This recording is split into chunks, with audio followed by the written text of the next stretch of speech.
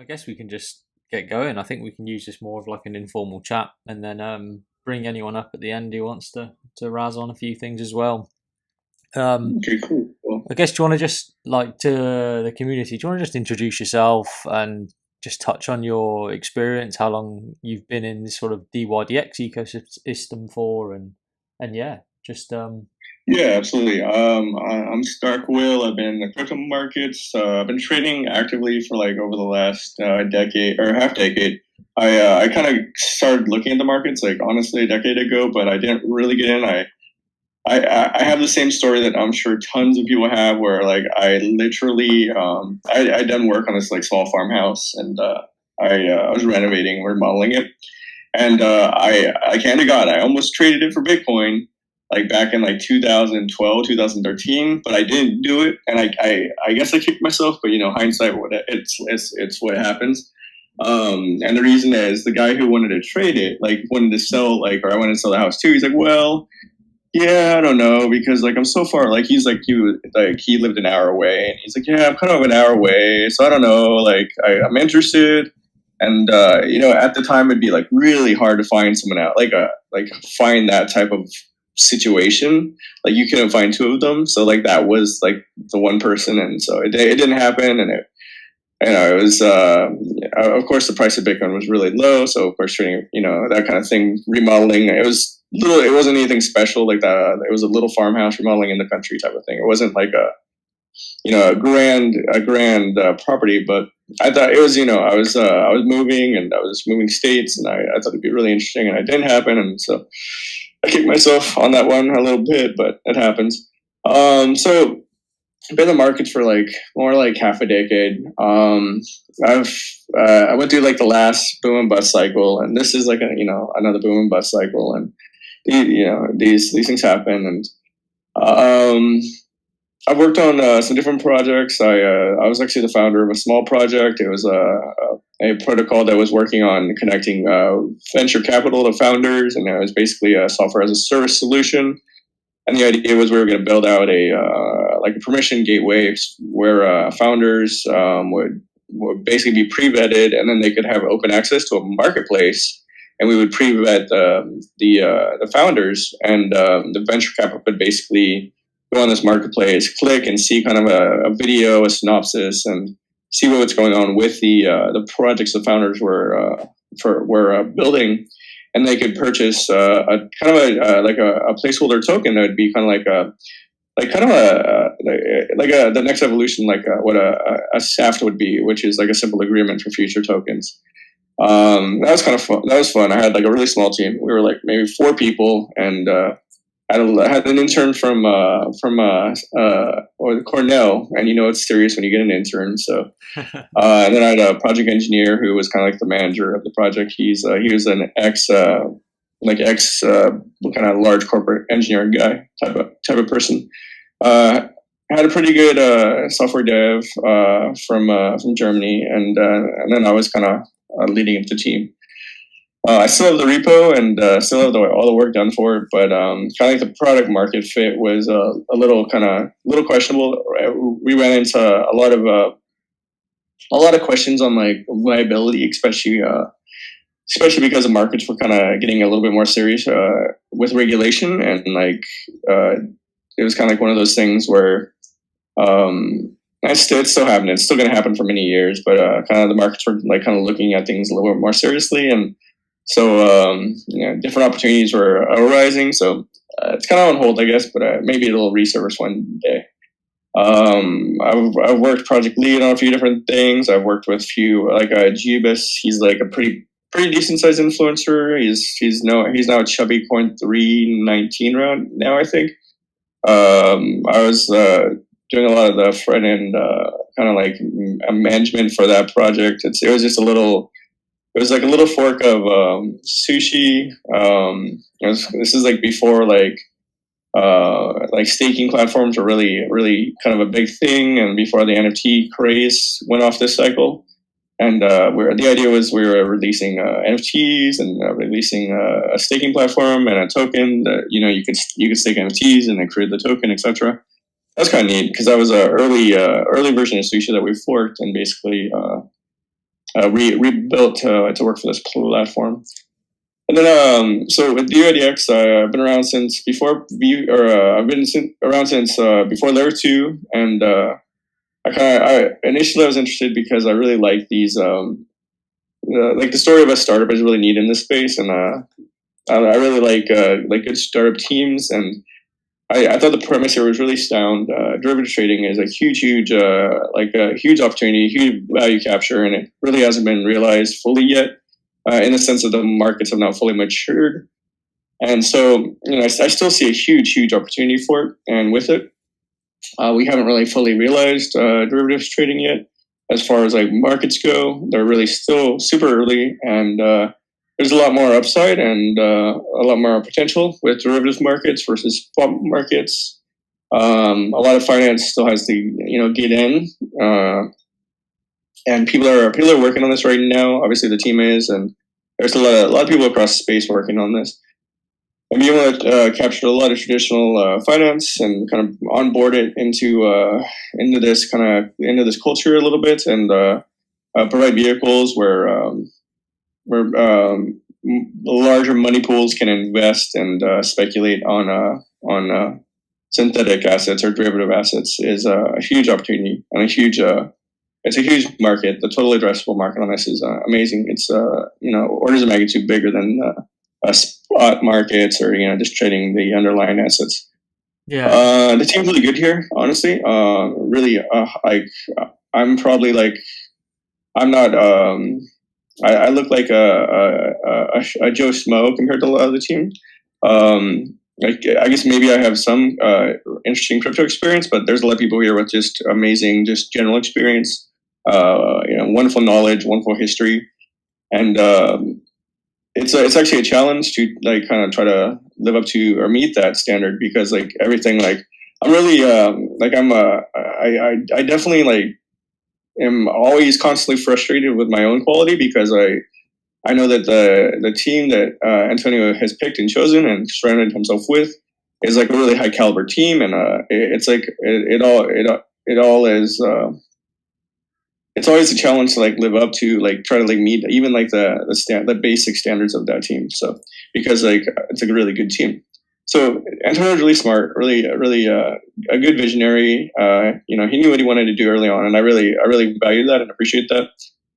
People like that are like really kind of sound bets to stand behind, because usually they're going to be quite wildly successful, and the products they build out are going to be usually the industry making products and the industry shippers. And I think he knew pretty early on, and he's been doing it. And it's having kind of worked like on a much smaller scale, worked on like leading a group or like trying to build something. It takes an amazing amount of like just perseverance and grit. And it's kind of like patently obvious that he has that. And so this is I know it's a bear market, etc. right now, and people are like really frustrated and this and that. I understand all the facets of the trading and the markets, and like the focus on dYdX and how people feel, and kind of like the struggles within as people try to build out like their own little niches inside the whole functioning kind of some assemblage. But at a basic level, things are really sound. Things are really great, and like the macro thesis on all this is pretty amazing. But people just kind of like they need to either they need to experience the bearish markets and kind of understand them, or secondarily they need to like honestly, like I'm in a really interesting place because I have a lot of macro. I have like a little bit of insight into like this from a lot of different angles, and I guess it's a lot easier for me. But I would just tell people like patience and like continue on, because this stuff's pretty cool. And so anyway, that's my history, and now I do some work. I work on like some like kind of media content and copy. I'm working with ambassadors, and I kind of have little peeks behind the curtain at what the team is doing. I'm really interested in governance also. It's a really important part for this protocol, because we need to kind of see the vision is carried out correctly, and like with like true intent for a good future for the protocol. And I think it's really important we don't maybe try to misstep or try to like get it. It's more so we don't want to get in the way or like trip up like like a clear view and a clear intent. So yeah, I really look forward to what dYdX is doing, and I think the future is looking really good so far. Awesome. No, that sounds great. Thanks for that, Starkwhale. And like when you really think of governance, like is there anything like you think that's comparable out there that's doing governance like really well and that dYdX can take some lessons from, or anything that potentially we could do better of? Yeah, it's really a challenge because like nailing governance of this type is really difficult. Nobody's done it. Nobody's done it that well. It's kind of like the fundamental kind of construct is a unique one that needs to really kind of be developed across the market still. I think that like the established, like, you know, the makers of the market and like I'm sure like the maybe the big like DeFi protocols like the Aves or the Yearns kind of thing, that these are big protocols that are kind of establishing meta governance standards, but like there's also a lot of like smaller protocols that are like most DAO governance governance groups protocol standards. They're just horrible, and if I can be honest, like they're just terrible. And you know, there's a lot of like really flippant ideation in regards to governance, and there's a lot of value extraction. There's a lot of like one of the biggest is disinterest. It's so hard to, and like I absolutely feel for like all of the ambassador groups that are like working on those aspects where like they're tasked with, you know, either engaging people or they're tasked with like you know, finding more people to engage, like outside the ones that, you know, that are already existing to engage. It's hugely challenging. And then not only are you supposed to engage them, but you want to engage them in a productive and efficient manner so that like they're kind of like a productive, like kind of, they're like the team, the crew on like a ship. Because like realistically, like we talk about governance and we talk about how it's decentralized, but like the whole wildly kind of the completely flat structure of this like idealized governance system where people are like every voice is like just as big as every other voice is like a utopic kind of idea that like in theory sounds great, but when you have a really flat structure, you're gonna the standard is going to basically derivate towards like a mean value. And what I mean there is like what I'm trying to say is that it's going to be like the value of the most common denominator. And so while you are absolutely going to you're going to like you're going to remove outliers on one end that are like really horrible ideas. So you're going to remove those because like the mean or the standard is going to vote for the mean idea, like the standard ideas. You're also going to remove the outliers on the upper end. And, you know, often like people kind of like who kind of like champion these initiatives in the first place are like the outlier on the upside. And so it's really great to remove the outliers on the low side. You don't want to remove the outliers on the upper side because usually their vision and their ideas are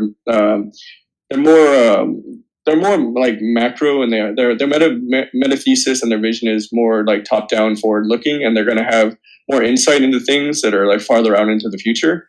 And so you basically, if you really follow like a flat governance structure completely, you're really good at avoiding the obstacles right in front of you, but you're not steering in the direction that's going to get you to the wonderful ports in the future. I'm using ship metaphors and terminology right now, but you have like a crew that's really good at like avoiding immediate danger, but the crew really is not at all equipped to get anywhere in the future or to kind of sail to their final destination. And so that's the issue with a lot of this. You know, there's a fine line between flat governance and top-down governance. It's a challenge, and nobody's really solved it yet. I think dYdX has a good opportunity to work on it and to make some headway into that. I really look forward to seeing what happens and seeing what kind of systems are designed. I think that there's a lot of room for improvement over anything that is in the market right now. I don't think the flat structures are ideal because again, you're kind of you're measuring for like the standard, the mean average versus really pulling in the excellent, maybe the forward-looking ideas. At the same time, you avoid like the really horrible backwards-looking ideas. But you don't want to aim for average. You want to aim for excellent. So it's really important to like make sure you are aiming for excellent. Yeah, that makes sense, and I think it's something that I'm really excited about going forward. I know that we've got a grantee currently, Da Vinci Phi, who's going to be working closely with the governance borough members in the ambassador program. I know they're here, LeMay, MX, and NT, about sort of designing those structures. And I really think it's more so like a priority of, can we get the highest quality contributors participating in governance rather than can we get the 100,000 people participating in governance, isn't it? And really trying to drag absolutely. out those quality responses. I guess, do you want I to? mean, Sorry, go ahead. Start one. I was just gonna say it's really difficult to get engagement. So like finding, I think a good medium, a happy medium in this case, at least as things exist now, is finding a good quality group of people willing to contribute high value analysis and high value input. And you can't aim for everybody because frankly most people want to engage, but you can find good quality. Yeah, agreed. Cool. I guess we could move on to talk a little bit about your newsletter. Yeah. Do you want to kind of touch on that? What made you decide to start it, and what will be kind of included in there? Yeah, absolutely. Basically, the newsletter, it was initially going to be like a bi-weekly type of newsletter, but the team is, or like the protocol has one that's being produced as a trading newsletter. First of all, and second of all, given the market changes and just how things are, kind of how the macro outlook is, how things are proceeding, I thought quarterly would actually be more interesting because it allows for like a deeper consumption, a more granular look into the markets and the protocol and team. And then the question actually was like, how is it going to be framed, and what is like the goal of the newsletter itself? Like what should it cover? And going top down and going from a macro perspective is kind of something that Masari has touched on. So fundamentally, it'd be silly to just like repeat what they're doing. It's kind of a waste of time and energy. But then there's a unique opportunity here because as I'm working within the protocol and working with the ambassador program, and I kind of have a little bit of a peek behind the curtain. I definitely don't see everything. There's a lot of core team compartmentalization still around some things, and there's I don't sit and break bread with Antonio or anything like that, but I still have some insight into the protocol and team and kind of where the vision is going. And so I really have been working on writing towards that end. And so it's kind of a long form report, and it's a quarterly that's right now because it's we're past Q1. It's kind of a Q1 plus for the first release.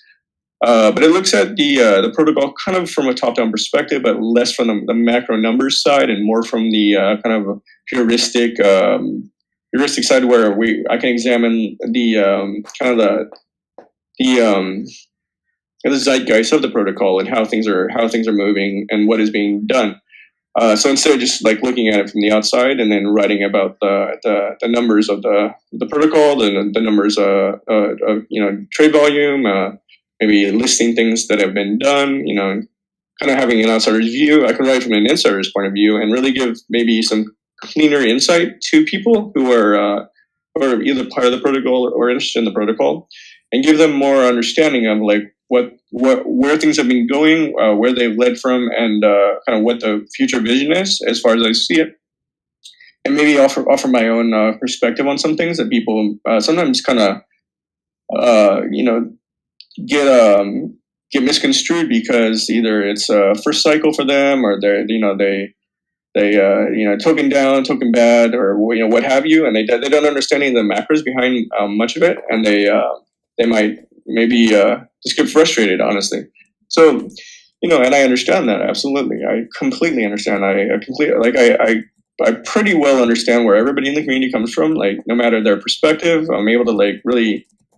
I get the viewpoints, kind of from every angle because I've been there, done that, and I've seen it, and I've seen it in many times, in many ways, in many different things.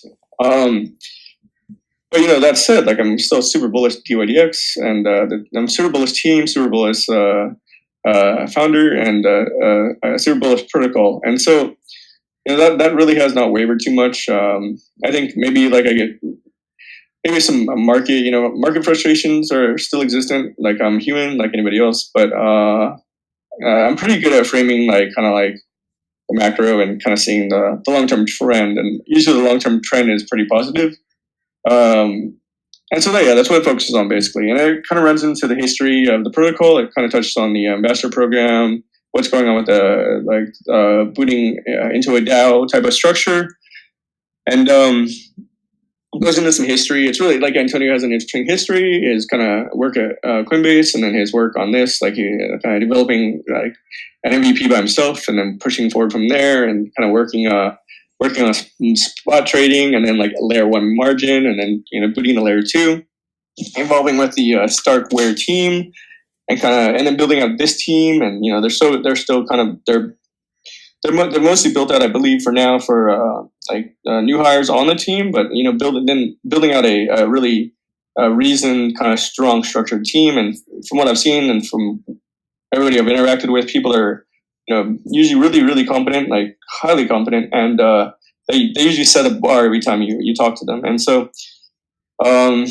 it's a really interesting like, if I can, it's really interesting like dichotomy or kind of demarcation between like community that's like diving deeper and deeper into this, community that's really frustrated because they're like super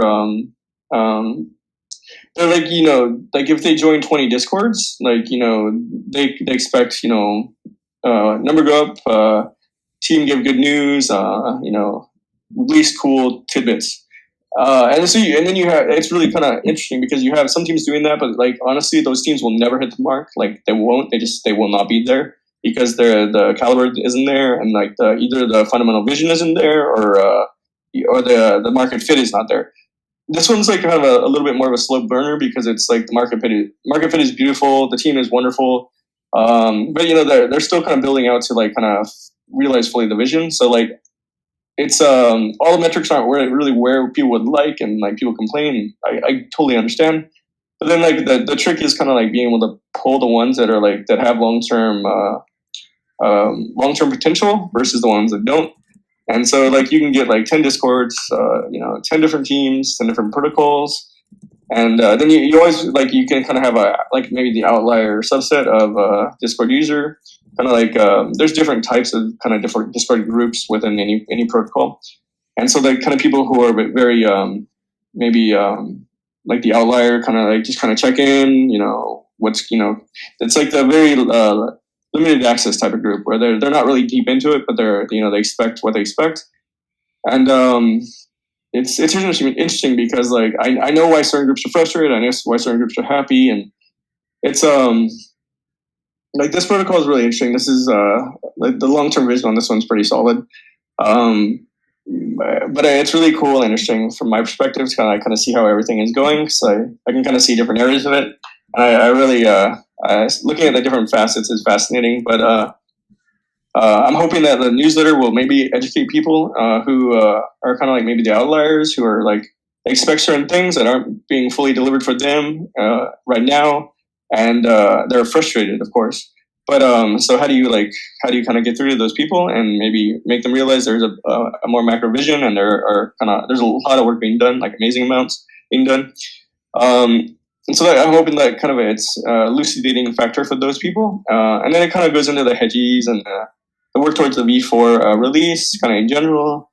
It kind of goes into the IO app release, and then kind of maybe like I was talking about the sentiment in regards to like the token and kind of like the progress, etc. And then I touched on the total addressable market, and then kind of also goes into community growth, which is a big one. That's I think actually that's one of the probably like one of the core. It's going to be one of the core drivers. That's like kind of a non pro retail slash pro trader or like fintech finance sector or group that I think the team is still trying to find perfect fit on. I'll put it that way, because it's really hard to engage like standard retail, keep them involved, and also make them happy. That's a huge challenge. It's a fickle group. It's a very bullish, bearish kind of group. They're not deeply entrenched in the cycles. They're not like the Pareto who is trading just on numbers. They're not, obviously they're not like traditional finance, so they're not, from the sector. And so like the demarcation between appealing to them and then also appealing to like every other subset is really interesting. And I'm really excited to see how things have evolved and how that kind of group fits in with the whole, and how I have ideas towards it, but I'm interested to see how the team fully kind of engages with that group too. Because like the overall vision is to kind of eat the market, and that group is definitely part of the market. So yeah, agreed.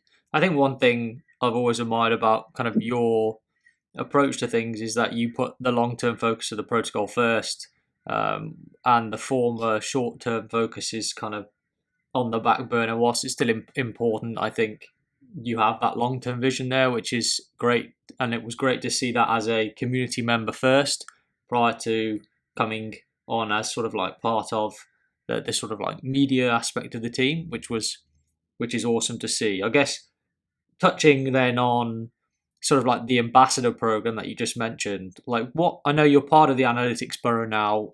What interesting things are you working on, and kind of where do you see that going? yeah, absolutely. I'm tagged into the analytics bureau, and we are working on this has been season 0. So basically, we built up some of the base tooling, and I think honestly we have a lot of work to do still. Like none of it's where I want it to be. I expect, like, I want to see every facet of the protocol just really be far more deeply engaged in like different aspects of protocol building. And so I'm never satisfied with like where I'm at or what I've accomplished. It's like it's functional, but I always want it to be like the next level, because like some of the things that we're doing are next level.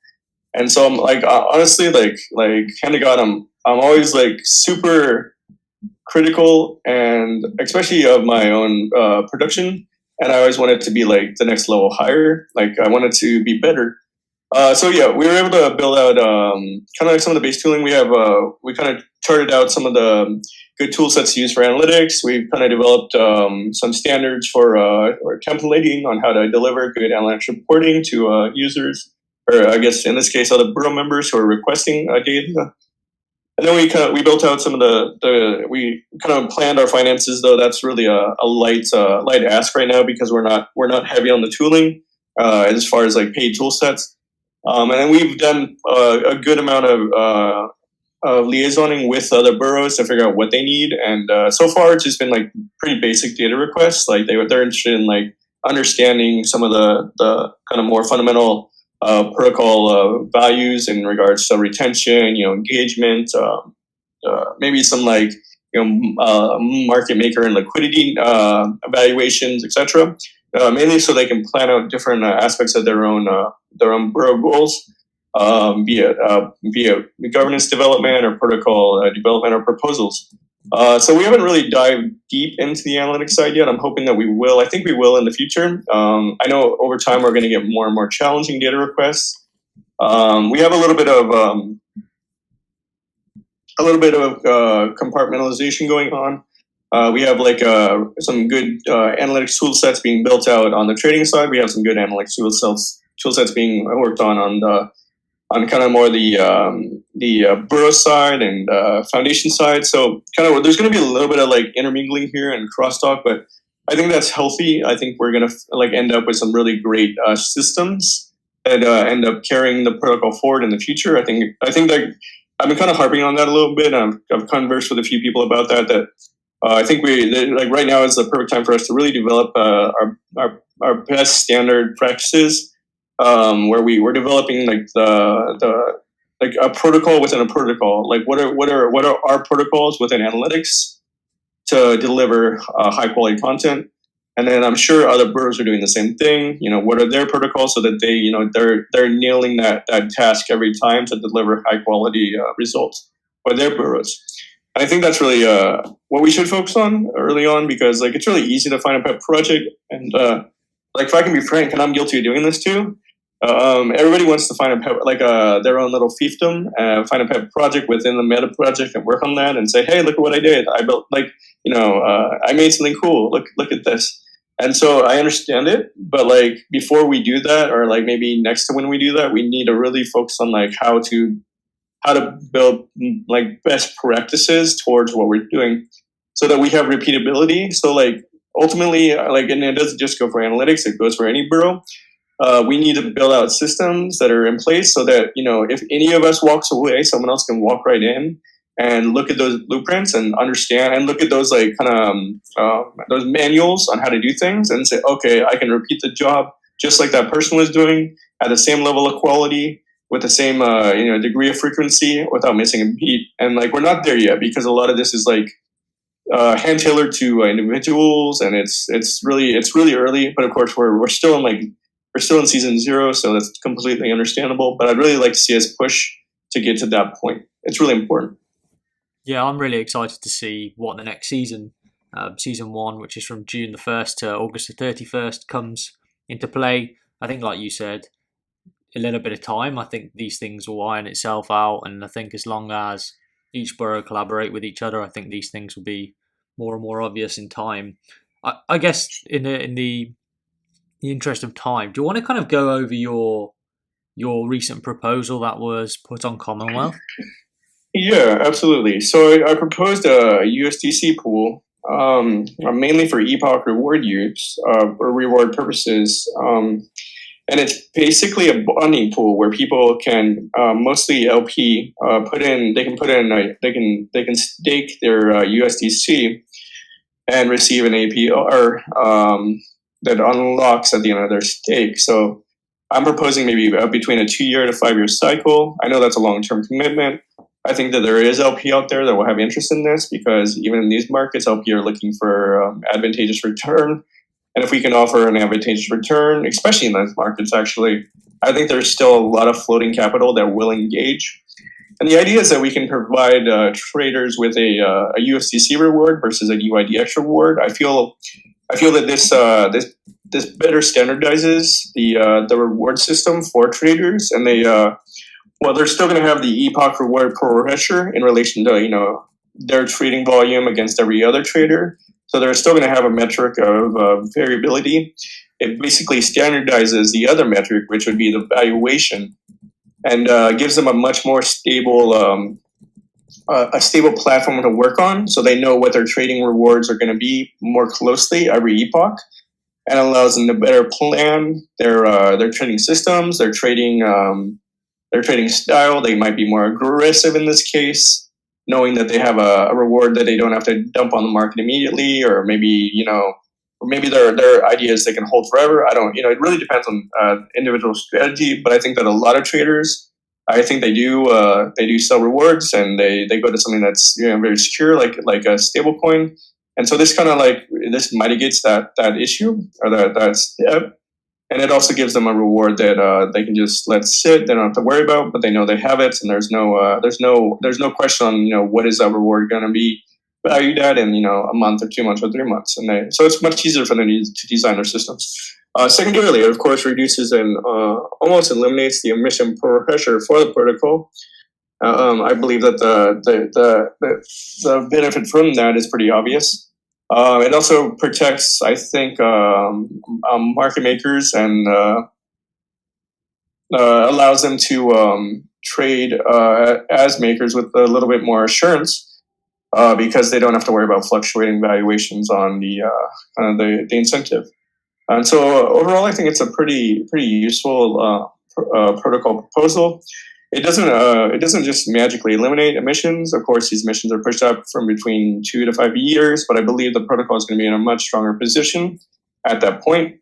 I believe the macro markets are going to be in a good position at that point too. And frankly, I think if the macro markets don't look healthy in 5 years, which is like the upper end of the sticking that I propose, I think that there are deeper systemic issues going on globally that maybe kind of override any sort of tail risk to a incentivized system like this. So I think it's a good proposal overall. I think it allows it kind of opens up another opportunity for people who are looking to like stake their stable token for APR. People who want to be clever can look at it like a CD and like a certificate of deposit. And if you're looking at like a CD, you could say it's you could CD ladder it from between 2 years to 5 years. Of course, the APR is going to vary between 2 years and 5 years. But if you do ladder it, and say it passes and you do ladder it, after 2 years, you would earn your principal back, and then you would earn the APR.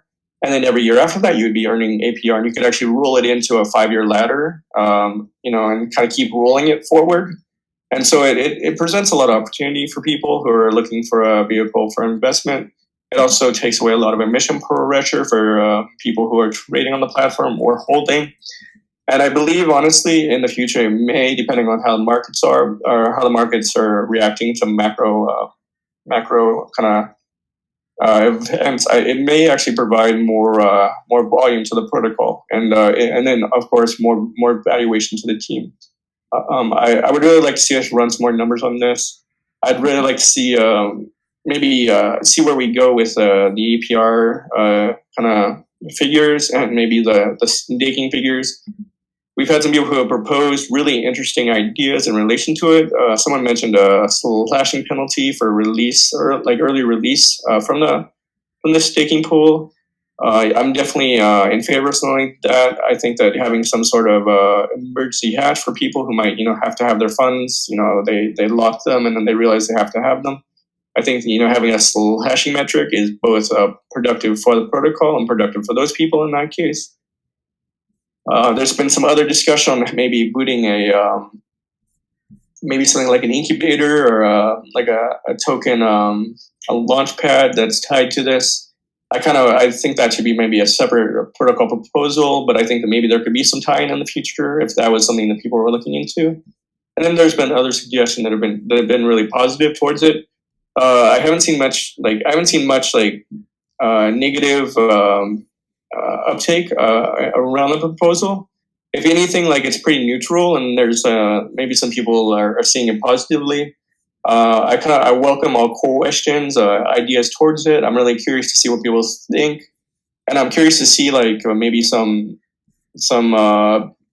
paper value estimations on where it would take the protocol in the future. What would cutting emissions for all intents and purposes for 2 years look like? And I don't know that. I don't know. I know that there's an upside target of $6 to meet protocol tail risk. If you're fully staked, fully in the pool at full capacity for 5 years, that would be the tail risk. In 5 years, you'd have to meet that $6 demarcation to really make it a productive protocol proposal. Can we do that? Would we do that? I don't know. I mean, I'm not trying to speculate here, but this is kind of more of a pool argument. But I think I think those numbers are pretty tame and conservative when you look at the 5-year time cycle and the plans of the protocol. So I'm pretty bullish on it. I propose it just because I think someone needs to propose something. Maybe we'll be okay. We probably would be okay either way, but maybe we can also refine systems a little bit for people. And so I'm not trying to propose different protocols and be a huge proposer of things or propose a lot of different ideas. But it was just kind of a simple idea that I thought might have use, and I'm really curious to see what other people think about it. From both the community and the team. So we'll see what happens. Starkwhale, just out of interest, who decides that percentage APR that's different between each lockup period? Yeah, I proposed a very generic APR with 20 to 40% with demarcation to 5%. But that's really, honestly, that's a very top of my head proposal figure. I talked with Hacks, and those were the incentive values that he was kind of leaning towards to incentivize a pool. I think I'm actually a little bit more conservative than him. He might even believe that higher APR is necessary, especially in these macro markets. Fundamentally, I believe that it should be the team and the community who decides the APR. I have no interest in fully trying to enforce any sort of will towards any sort of single metric of the proposal. I very much want team and community feedback on this, as far as like even the fitness and or like any sort of specific metrics for it. And I'm kind of bullish on the idea in general of having a staked pool to draw against as a credit pool in the market, because during the bearish market, I think it's very smart to run a credit pool to then basically pay off during a bullish market, and that's the fundamental thesis, I guess. Bro, no, that makes sense. And then when you look at the non-derivative trading protocols like Clearpool, Goldfinch, Maple Finance that are doing something similar, how successful have they been at this? I haven't really done much research on them. They were mentioned to me by some other people I was kind of liaising with to discuss this before I released it. And I actually don't have good figures for that. I'd be really interested in knowing this. Makes sense. I mean, fundamentally, it's a question of can we fill the pool or can we not fill the pool? And I think we can fill the pool. But that's a question. That's a big question. That should be the core question. Can we fill the pool? Can we actually, can we make use of this USDC pool, because it's pretty core metrics change for us. And going from a governance token emission to a USDC token emission, really it needs a lot of study. And we really need it shouldn't be something that we just kind of, I really don't think the team would just like in an ad hoc manner decide to pivot. Yeah. But I kind of propose it just as a thought process on like an option that might have use, that, might have value. And so I would like to see a lot more granular research done on, and I guess I am analytics, so I'm probably talking to myself here. I'd like to see a lot more granular research done on the kind of the metrics of the proposal, and see if we have any forward-looking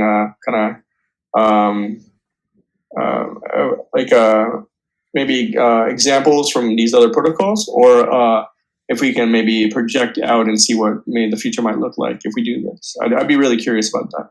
I think it's a sound proposal. I think it's really clever. Like, I basically have a thesis on this proposal, and I have my own personal thesis on before where we probably end up going, but like these are just my own ideas, my own thoughts, and I don't think that they're any more valuable than any other ideas.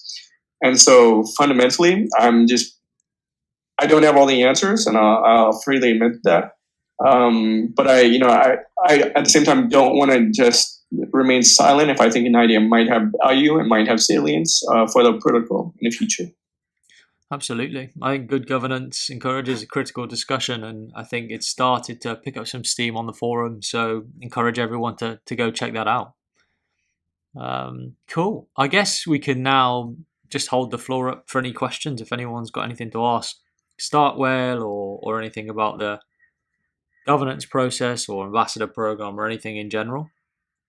By all means, raise your hand and we can bring you up. Guys, can you hear me? Yeah, all good. Okay, so I just had a question. Like, let's say we fill the pool, and a year from now, dYdX is at $8 or $10. Going to be mechanisms there to protect part of the pool to be able to sell early? Is that I think that's a really important question. And I spoke with Max. I really value what he does. He's a really smart quant. I'm not a quant, full disclosure. I probably should have been a quant. Like I had this pivotal points in my collegiate career where I was like, okay, I was basically pre-med. I didn't go to med school or anything like that. But I was pre-med. I was working on that Truro hack, and we have some people who are smarter than me who actually went through there and did all that. Kudos to them. Like I know what they go through, and it's a huge undertaking. I'm hugely impressed by it. Like I said, I'm hugely impressed by a lot of people here. I always feel like the small fish in the really big pond, and I guess that's maybe a good feeling, because you never want to be the smartest guy in the room. And here, I'm definitely not ever the smartest guy in the room. But that said, I spoke to Max, and fundamentally, he was thinking about this mechanic, like kind of a safety mechanism is really important, and he was kind of thinking about some really interesting on-chain options. But I think, from my own viewpoint, I think that having a board of some sort, a moderation board, is really important, because you don't want to have on-chain metrics that people who are going to game the system can use, because as we've seen with things like Luna, and this isn't like a Luna type proposal, but like you don't want to leave any credit pool whatsoever under collateralized or over collateralized, what have you. You don't want to leave room for like bad actors to target you.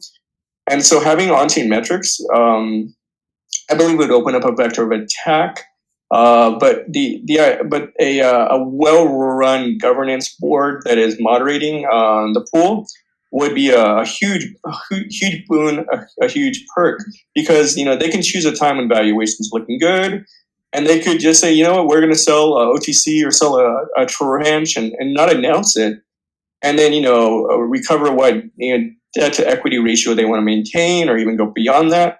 And then they can announce it with a public and professional release and say, okay, we did this at this time to this party, and we are now looking at a collateralization of this ratio. And so I think that that's a really kind of a really good a good safety system to have.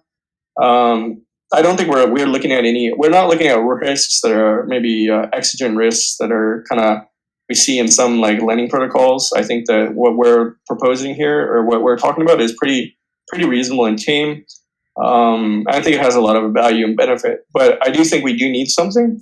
And I think the governance board or the moderation board would be a really critical factor to really make those decisions. I don't want to make those decisions. I don't think maybe I'm naive in this, but I don't want to see on-chain algorithms making these decisions. I think it really needs to be a professional quality board who has ties to TradFi and can make reasoned decision and manage the pool safely. I think that's really important. Yeah, thank you. I'm in full agreement. Thanks for the clarification.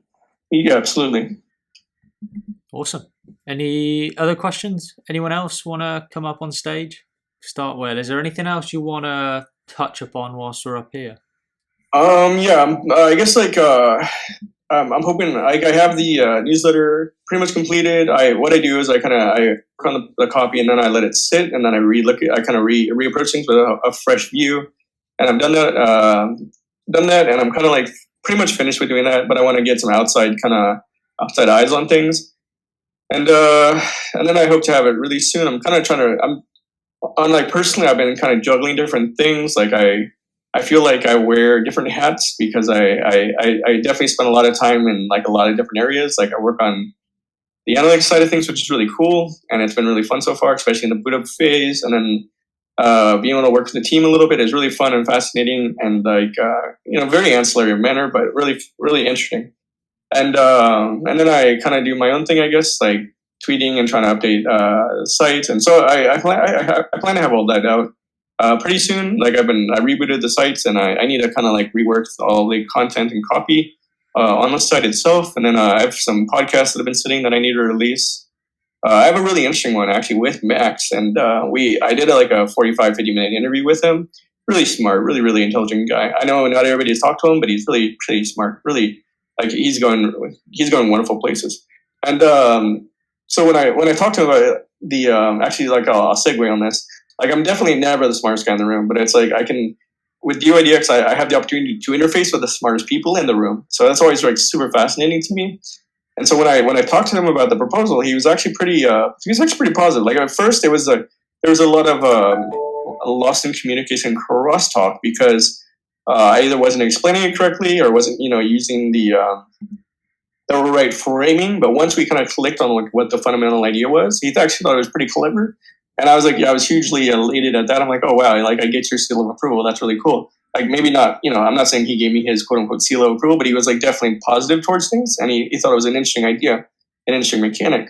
And he's actually the one who proposed a type of a relief system, because I wasn't even thinking at that level. So it's anyway. Long story short, I have a really great podcast with him. I want to release soon, and so I'm juggling like I don't know different hats, and I'm kind of like a little ADD on this, where I go from thing to thing. Like every day, all day, I'm definitely 100% focused on dYdX in some capacity. I'm either lurking on the Discord, or I'm working on content, or I'm working on media. I'm kind of liaising with other people, and I personally find the whole thing fascinating. I would strongly urge anybody who is listening to this, who has interest in dYdX or the future of governance, the future of political development, to literally dive in and start making yourself useful in some capacity. It's a fascinating team. It's a fascinating group of people to work with in the community. I think the more you would dive in, the more you would see that there's some like really, really high caliber people who are behind this. And the future is really bright. I know it's not always reflected in token price. I understand, but if you have a little history behind you and you look at different teams, this team really stands out and is probably honestly the thought leader of this space right now as far as DeFi lending protocols or DeFi derivative protocols go. I think that fundamentally they're going to continue to be thought leaders. I'm not saying this because I'm like working within dYdX or in the community. Like I would honestly pretty much give my narrative of what I think, no matter where I would stand, and just kind of more my how I do things, I guess. But like, there's some really amazing talent here, and I'm always blown away by the quality here. And the community, really appreciate community too, because community is really important to the future of any protocol. I think that, and I hope that maybe with time and maybe a little bit more framing, people can really understand and get on the same page from like top down and down up, like across the board. Because I think the biggest fundamental problem that exists is maybe just a communication issue between everybody, or like a viewpoint issue between everybody, where it's like team is hard to work on one side, community is very focused on another side, and then you have kind of the ambassador group that's kind of really engaged on their end. And so like it's like we're all looking at the same elephant, and some people are like, oh no, this is a rope. Oh no, this is a tree trunk. And it's like, I think Antonio has like the full top down vision. Like a while ago he told us, and I was even one who was like, no, that's not a great idea right now. He told us like, we should divest treasury funds and like, do this and that. We didn't listen. Like, to be honest, we did not listen. And I think it's really important to both trust the vision and also work to help that vision get to like its fruition, because we have a really rare thing here in this protocol. And I know it's really easy to like harangue the team or harangue the idea, because we're in a bear market right now, or things aren't exactly where you want them to be, or things haven't happened in a certain way or with a certain frequency that you want. But like, if you step back a little bit, the macro here is really wonderful. We have tons of really smart people really working hard on things, and I'm really excited for the future. Is what I'm trying to say. I know I go on these tangents, but I'm really excited for the future. I think the future is going to be really wonderful. I think we have a wonderful team, and I don't just mean core team. The core team is like amazing, like really brilliant. But like, we have a lot of really smart community members. We have a really smart governance group shaping up. We have a really great ambassador program that's really kind of starting to take nascent form. And I'm really excited to see where things go. I think the sky is the limit, like literally, and we just have to get there. Awesome. Thanks, Starkwhale. I think one thing I can echo from your perspective is you definitely wear a lot of hats, but one thing I really value is you have a lot to say, and oftentimes everything is in a pretty structured manner when it comes out, which is something that I really value and something that I'm trying to work on as well. I guess just finishing off, like, for people wanting to reach out to you to discuss anything about dYdX, newsletter, proposals, ambassador program, like, where are you most easily contactable? Yeah, I mean, people can reach me on Discord, on the dYdX forum. I'm always here. Like, I'm probably here. Pretty much, I'm here 7 days a week, to be honest. I don't take days off. Like, I literally don't take day off. Maybe I'll take like half a day off or something. But I'm here every day, and I check content every day. I make sure the community's like, still functional every day.